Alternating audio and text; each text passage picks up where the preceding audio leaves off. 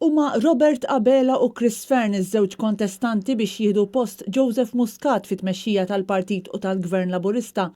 Dan kif kienu dawn iż-żewġ deputati li tefgħu in-nomini tagħhom għal din il-kariga ftit ħin biss qabel mala il-ħin għal nominazzjonijiet. Fl-ewwel kummenti tagħhom iż-żewġ kandidati qalu li jridu jiżguraw l-għaqda u li se jkunu qed jieħdu d-deċiżjonijiet li hemm bżonn biex isiru l-bidliet neċessarji.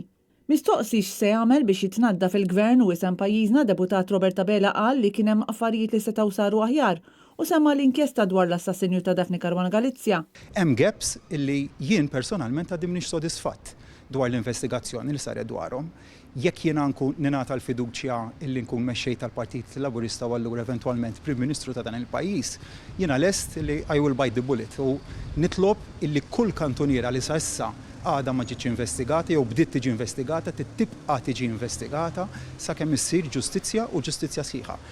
Id-deputat mexxej tal-Partit Laburista Chris Fern min-naħa tiegħu qal fost l-oħrajn li jridu jissaħħu l-istituzzjonijiet. Waħda mill-ewwel responsabbiltajiet u doveri ta' Prim Ministru ġdid ikun li jerġa' jiġi għaqda nazzjonali jagħmel ir-riformi li hemm bżonn, anke riformi eventwalment kostituzzjonali, isaħħaħ l-istituzzjonijiet, nkun ċerti li l-istituzzjonijiet qed jaħdmu b'mod indipendenti u effikaċi biex iva l-ġerħa li fil-pajjiż insowwuha. Iż-żewġ kandidati diġà stqarrew li mhux se jkunu qed jinkludu lill-eks Ministru tat-Turiżmu Konrad Mizzi fil-kabinett tagħhom u Chris Fern stqarru wkoll li jekk ikun maħtur mexxej il-Kummissarju tal-Pulizija Lawrence Cutajar ukoll ikollu jitlaq. L-intenzjoni kienet li għal-kariga ta' mexxej jikkontestaw waħdu Chris Fern fil-waqt li Robert Abela u Ian Borg kellhom jikkontestaw weħidhom għal-karigi taż-żewġ deputati mexxejja.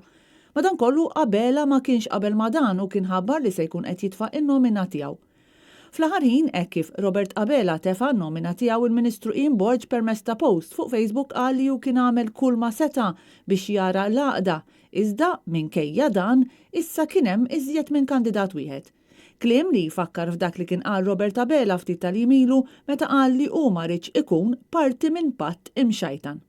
Għaldaqstant issa tibda kampanja minn dawn iż-żewġ deputati biex eventwalment fil-11 ta' Jannar ikunu l-membri tal-Partit Laburista li jażlu s-suċċessur ta' Muscat fil-Kungress tal-Partit Laburista.